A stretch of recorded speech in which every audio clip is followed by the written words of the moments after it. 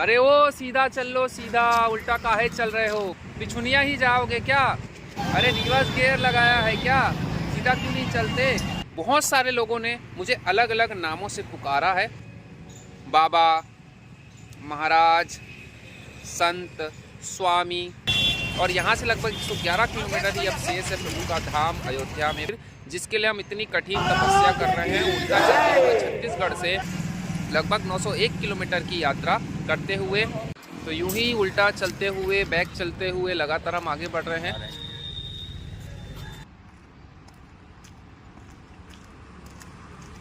तो आज का हमारा जो विश्राम है वो प्रतापगढ़ में रहने वाला है। तो आज हम प्रतापगढ़ में विश्राम करने वाले हैं, यूं ही बैक चलते हुए जाने वाले हैं। और यहाँ से लगभग 111 किलोमीटर ही अब शेष है प्रभु का धाम अयोध्या में, प्रभु श्री रामचंद्र जी का मंदिर, जिसके लिए हम इतनी कठिन तपस्या कर रहे हैं। उल्टा चलते हुए छत्तीसगढ़ से लगभग 901 किलोमीटर की यात्रा करते हुए आ रहे हैं। अब लगभग 750 से 800 किलोमीटर की हमारी यात्रा यूं ही हो चुकी है। अब केवल 111 किलोमीटर ही शेष रहेगा प्रभु श्री रामचंद्र जी के धाम में पहुंचने के लिए। तो आखिरकार हमारी इस अनोखी तपस्या का फल मिलने वाला है। यहाँ से केवल 111 किलोमीटर ही दूर है हमारे प्रभु जी का धाम मंदिर, अयोध्या का राम मंदिर, जिसके लिए हम निकले हुए हैं पीछे की ओर चलते हुए छत्तीसगढ़ से। तो साथियों, अब हम बिल्कुल नज़दीक पहुँच चुके हैं प्रभु श्री रामचंद्र जी के धाम के।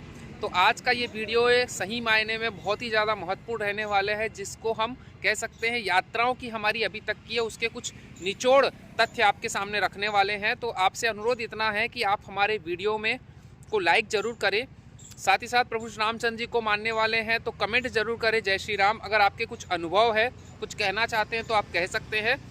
उसके साथ साथ चैनल को सब्सक्राइब करें और अपने साथियों को ये जरूर बताएं कि एक बावरा राम का भक्त है जो कि पीछे की ओर चलते हुए छत्तीसगढ़ से निकला हुआ है, अयोध्या की यात्रा पे लगभग पहुंचने वाला 111 किलोमीटर की दूरी पर है। तो इतना आप इस राम भक्त के लिए कर ही सकते हैं और ज़्यादा से ज़्यादा लोगों को शेयर कर सकते हैं हमारा वीडियो, हमारा लिंक, ताकि उनको पता चले कि इस प्रकार की भी राम की भक्ति हो सकती है।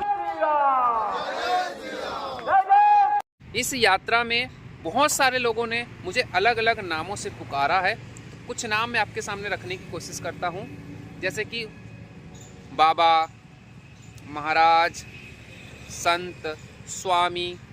ऐसे ही बहुत सारे जो बहुत उच्च वर्ग के लोग रहते हैं, जो किसी न किसी रूप में अपने जीवन में प्रभु की भक्ति में लीन रहते हुए बहुत सारी ऐसी कह सकते हैं तपस्या करते हुए प्रभु का नाम का जो उपलब्धि होती है वो हासिल किए रहते। तो आखिरकार केवल मेरे विचार मात्र से कि प्रभु के धाम पर मुझे जाना है, मुझे इस प्रकार के अच्छे नामों से सुशोभित किया गया। उसके साथ साथ चूँकि हम कलयुग में रहते हैं और हम ऐसी भक्ति पर निकले हैं, शायद इसके बारे में लोग पहले से जानते ना हो, इस कारण से कुछ ऐसे भी नामों से मुझे सुशोभित किया गया है। अरे ओ सीधा चल लो, सीधा उल्टा काहे चल रहे हो? पिछुनिया ही जाओगे क्या? अरे रिवर्स गियर लगाया है क्या? सीधा क्यों नहीं चलते?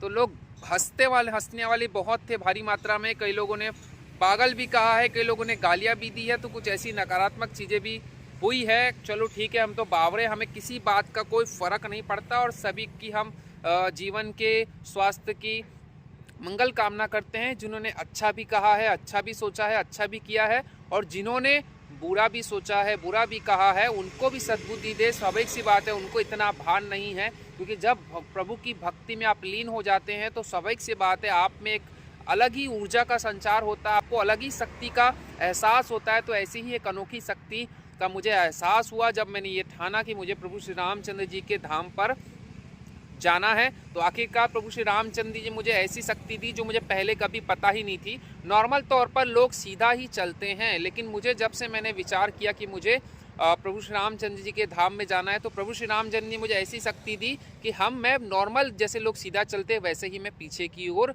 उल्टा चल सकता हूँ। बिल्कुल, अगर आप चाहे तो सीधा सीधा चलते चलते मैं नॉर्मली उल्टा भी चलने लग जाऊँगा, उल्टे चलते चलते सीधा भी चलने लग जाऊँगा। तो ये यात्रा ऐसा नहीं है कि भाई मैंने नॉर्मल की, लगातार मैं उल्टा चलते हुए 901 किलोमीटर की यात्रा डोंगरगढ़ से अयोध्या की करने वाला हूँ, जिसमें से मैंने लगभग 750 से 800 किलोमीटर की यात्रा पूरी कर ली है। अब केवल शेष है 111 किलोमीटर ही शेष है, जहाँ पर मेरे प्रभु का धाम है और जहाँ पर मैं दर्शन करूँगा। और जो मेरी जो तपस्या रही है, जो संघर्ष रहा है, उसका मुझे परिणाम मिलने वाला है, मुझे फल मिलने वाला है। केवल 111 किलोमीटर ही शेष है जहाँ पर मुझे मेरी इस कह सकते हैं बहुत बड़ी तपस्या का, बहुत बड़े संघर्ष का मुझे फल मिलने वाला है। 111 किलोमीटर ही शेष है। बोलो जय श्री राम। तो जीवन में पहली बार हम आंवले का लड्डू खाने वाले हैं। आंवले का अचार, आंवले का मुरब्बा, आंवले की कैंडी हमने बहुत सुना था, लेकिन पहली बार आंवले का लड्डू। जी हाँ दोस्तों, हमारी जो अयोध्या की यात्रा चल रही, जो कि हम उल्टा चलते हुए, बैक चलते हुए कर रहे हैं, लगातार आगे बढ़ते हुए पहुंच चुके हैं प्रतापगढ़, जो कि उत्तर प्रदेश का ही एक ज़िला है। और ये जो क्षेत्र है यह आंवला की खेती के लिए प्रसिद्ध है। आपको पेड़ हम दिखा देते हैं। देखिए, एक आंवला नीचे गिरा हुआ है और साथ ही साथ ये आपको पेड़ नज़र आएगा और यहाँ पूरी आंवले की खेती नज़र आएगी। ये नर्सरी है। तो अभी हम ऐसे ही एक स्थान से होकर गुजर रहे हैं प्रतापगढ़ के, और पूरा जैसे आप मार्केट से होकर गुजरेंगे, प्रतापगढ़ से क्रॉस होंगे, तो आपको बहुत सारी दुकानें जिसमें आंवला से संबंधित चीज़ें ही नज़र आएगी, जिसमें आंवले का अचार है, आंवले का मुरब्बा है, आंवले की कैंडी है, आंवले का मिठाई है, लड्डू है, जितनी भी प्रोडक्ट हो सकते हैं। सादा आंवला चाहिए तो आधा सादा, तो सब चीज़ें देखने को यहाँ पे मिलेगी। तो बहुत सुंदर यह क्षेत्र है, बहुत सुंदर यहाँ के लोग हैं। तो ये आनंद हमें मिला कि हम जीवन में पहली बार आंवले का लड्डू टेस्ट करने वाले हैं। तो पहले टेस्ट करते हैं, उसके बाद आपको बताएंगे कि आखिर टेस्ट है कैसा। तो ये रहा आंवले का लड्डू, और देखते ही मुंह में पानी आ जा रहा है। हालांकि हम खाने पीने के नॉर्मली पहले शौकीन थे, लेकिन अब धीरे धीरे जब से हमारा मन राष्ट्र और भगवान की भक्ति में लगा है, तो बाकी सब जो हमारी इच्छाएं धीरे धीरे कम होते जा रही है। तो चूँकि रास्ते से गुजरते हैं तो बहुत सारी स्थानीय चीज़ें नज़र आती है, कुछ खाने पीने की, कुछ ओढ़ने पहनने की, तो मन देखता है तो आकर्षित होता है। स्वाभाविक सी बात है मन। लेकिन अब जिस मार्ग से हम चले हैं, उस मार्ग से हमारी प्रभु श्री रामचंद्र जी की भक्ति के अलावा हमें और कुछ नज़र नहीं आता है। तो हम जैसे जैसे आगे बढ़ रहे थे, प्रतापगढ़ क्रॉस कर रहे थे, बहुत सारी दुकानों को देख रहे थे, कोशिश कर रहे थे कि ना देखे, क्योंकि मन है, मनुष्य का मन है, कहीं ना कहीं देखता है, मनुष्य का मन ललचाता है। लेकिन स्वाभाविक सी बात है, जब आपका प्रभु श्री रामचंद्र जी में भक्ति लग जाती है तो और कोई भी चीज़ें आपको पसंद नहीं आती। तो हम धीरे धीरे क्रॉस होकर गुजर रहे थे, और कभी हम ऐसा भी प्रयास नहीं करते कि कोई चीज़ को खड़े रहे, पूछे, खा ले, ऐसा नहीं, क्योंकि जो मार्ग है वो भक्ति का मार्ग है। यहाँ पर आपको दूसरी चीज़ें करना शोभा भी नहीं देता। तो आखिरकार हम धीरे धीरे गुजर रहे थे, तो एक भक्त ने रोका हमें, पीछे से आवाज़ लगाई और पानी की बोतल, और ये हमको आंवले का लड्डू ला के दिया। हमने मना किया, लेकिन उन्होंने कहा कि उनकी इच्छा है। चूँकि स्वाभाविक सी बात है, लोगों की जो आस्था है वो प्रभु श्री रामचंद्र जी पर अटूट है।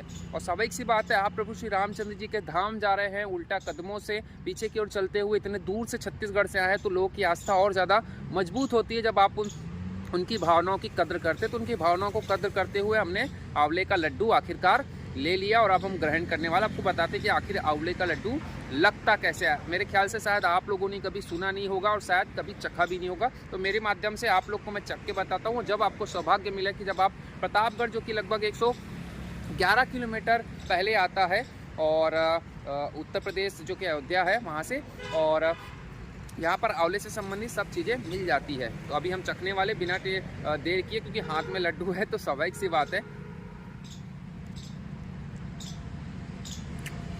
वाह, जीवन का पहला स्वाद आंवला लड्डू का।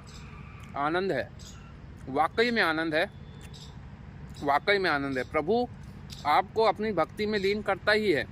साथ ही साथ जब इन रास्तों से गुजरते हैं तो प्रभु आपको ऐसे छोड़ता भी नहीं कि भाई आप ऐसे रास्तों से गुजर जाओगे। ऐसी विशेषता यहाँ की जो है, उससे आपको जानकारी दिए बिना, तो आखिरकार प्रभु ने हमको अपने एक भक्त के द्वारा ये लड्डू का टेस्ट करवाई दिया। तो धन्यवाद प्रभु। जय श्री राम। वाह वाह वाह वाह, हे प्रभु, हे राम, धन्यवाद प्रभु, धन्यवाद। तो साथियों, जब मैं रास्ते से होकर गुजरता हूँ तो चूँकि मेरी जो वेशभूषा है वो भारतीय संस्कृति को प्रेजेंट करती है। मैं कुर्ता पाजामा पहन के ही मैंने रखा हुआ है। स्टार्टिंग में 1-2 बार मैंने सामान्य कपड़े ही पहने थे, पर लगभग मैंने कुर्ता पाजामा ही पहना है। और मैंने ये प्रयास किया कि एक जोड़ी कपड़ा और एक जोड़ी ही मेरा जो चप्पल है उसी को मैं लास्ट तक के चलाऊँ, क्योंकि मेरी जो भावना है वो भारतीय संस्कृति को ही प्रेजेंट करने की थी। और इस कारण से मैंने जूते वगैरह भी नहीं लिए। मुझे मेरा दिखावा नहीं करना था, मुझे केवल प्रभु की भक्ति करनी थी। लेकिन कई बार ऐसा हो जाता है, लोगों को ये लगता है कि भाई बाबा है, संत है, ये है, वो है, तो कई बार क्या हो जाता है कि लोगों के भाव, क्योंकि आजकल मैं ये नहीं कहूँगा कि ये गलत है, सही है या सब लोग ऐसे, लेकिन कुछ लोग ऐसे भी हैं जो इस प्रकार से पैसा लोगों से मांगते हैं और ज़बरदस्ती करते हैं। तो कई बार लोगों को यही लगता है कि ये भी पैसा मांगेंगे, इस कारण से कई लोग के चेहरे से या फिर वो मुँह पलट लेते हैं, आपकी ओर देखते नहीं हैं या जवाब नहीं देते हैं, कई बार ऐसा होता है। तो मैं एक बात बता दूं, मैं मांगने वाला, दक्षिणा लेने वाला या किसी प्रकार का कोई साथ से संबंधित बात बताने वाला मैं व्यक्ति नहीं हूं। मैं यथार्थ में भारत की जो लोगों की जो संस्कृति के है, जो लोगों की भावनाएं हैं, जो वास्तविक रूप में भारत है, जो मैं देख पा रहा हूँ, समझ पा रहा हूँ, बस उस पर मेरी क्या है दृष्टि है, उस पर मेरा अनुभव है, उसका ही मेरा ज्ञान है। मैं अपने आप को दुर्भाग्यशाली समझूंगा कि मैंने शास्त्रों का ज्ञान अभी तक अर्जित नहीं किया है, मैंने शास्त्र को अभी तक हाथ नहीं लगाया। मैं सबसे बड़ा अपने आप को दुर्भाग्यशाली समझूंगा, लेकिन मैं प्रयास करूंगा कि मैं धीरे धीरे सही, लेकिन हमारे भारतीय शास्त्र के हिंदू शास्त्रों को मैं पढ़ने का प्रयास करूंगा। लेकिन वर्तमान में मैं भारत को ही पढ़ने की कोशिश कर रहा हूं, भारत की संस्कृति को पढ़ने की कोशिश कर रहा हूं। इस कारण से मैंने पहले साइकिल से यात्रा की, जिसमें मैंने भारत सहित भूटान, नेपाल की यात्रा की और ऐसे ऐसे दुर्गम स्थानों पर गया जहां पर लोग गाड़ी से नहीं जा सकते। आप समझ सकते हैं नॉर्थ ईस्ट का जो अरुणाचल प्रदेश, मेघालय, मणिपुर है, फिर त्रिपुरा है, ऐसे पूरे जितने भी सिक्किम है, 8 राज्य, तो पूरे 8 के 8 राज्य मैंने साइकिल से किए हैं। तो उसके साथ साथ मैं भूटान भी गया, उसके साथ साथ मैं नेपाल में काठमांडू तक गया। तो इस प्रकार से मैंने साइकिल से भी यात्रा की। तो बहुत हद तक मैंने सांस्कृतिक विविधता को भारत की जानने की कोशिश की और बहुत ज़्यादा मेरा अनुभव है। तो इसी प्रकार से मेरी यात्रा आखिरकार अब बिल्कुल नज़दीक है प्रभु श्री रामचंद्र जी के धाम के। अब मैं बिल्कुल नज़दीक पहुंच चुका हूं प्रभु श्री रामचंद्र जी की जो दर्शन है वो करने के लिए। मेरा मन धीरे धीरे प्रफुल्लित होता जा रहा है कि आखिरकार मेरी जो इतनी कठिन तपस्या थी उसका मुझे फल मिलने वाला है। तो प्रभु मैं आ रहा हूँ आपके धाम में, बस 111 किलोमीटर दूर हूँ प्रभु। मेरी जो ऊर्जा है, मेरी जो शक्ति है, मेरा भले ही शारीरिक तौर पर देखने में भले ही मैं कमज़ोर, लेकिन मेरी आत्मा बहुत ही ज़्यादा प्रबल है, बहुत ही ज़्यादा मैं अपने आप को शक्तिशाली समझता हूँ। जो आपने मुझे इस प्रकार से मार्ग दिखाया और इस प्रकार से शक्ति दी, चूँकि बेसिक सी बात है भाई, उल्टा चलना कोई भी नहीं सोच सकता था। चलना तो दूर की बात है भाई, कि आप रोड पे चल रहे हो, आप अलग अलग परिस्थिति में चल रहे हो, आप दिन में चल रहे हो, रात में चल रहे हो, जंगल से चल रहे हो, पहाड़ अपने ट्रैफिक वाले रोड से चल रहे हो, पक्के रोड से चल रहे हो, कच्चे रोड से, ऐसे ऐसे दुर्गम रोड से चल रहा हूँ कि पीछे कुछ चीज़ नज़र आ जाए, कुछ चीज़ से टकरा जाऊँ, लेकिन प्रभु ने कभी ऐसा होने नहीं दिया। प्रभु ने हमेशा मेरा साथ दिया, प्रभु मेरे साथ हमेशा रहे, इस कारण से कभी मेरे साथ ऐसा काम नहीं हुआ। और आखिरकार मैंने एक असंभव कार्य जो एक केवल सोच में भी आने लायक नहीं था, वो उसका हुआ ऐसा कारनामा मैं आखिरकार प्रभु के मार्गदर्शन में, प्रभु की भक्ति में, प्रभु ने जो साथ दिखाया, साथ दिया और मार्गदर्शन दिया, इस कारण से मैं कर पाया। तो बिल्कुल अब 111 किलोमीटर ही शेष है जहाँ पर मैं प्रभु श्री रामचंद्र जी के धाम पर पहुँच जाऊँगा। और इस अनोखी यात्रा का जो बहुत अच्छा कह सकते हैं जो सार यही है कि जब आप भगवान की भक्ति करते हैं सच्चे मन में, तो आपको बेसिक सी बातें ऐसी अलग अलग शक्तियाँ मिलती है और आप स्वाभाविक तौर पर आप जुड़ जाते हैं प्रभु से, आप जुड़ जाते हैं राष्ट्र से, आप जुड़ जाते हैं लोगों से।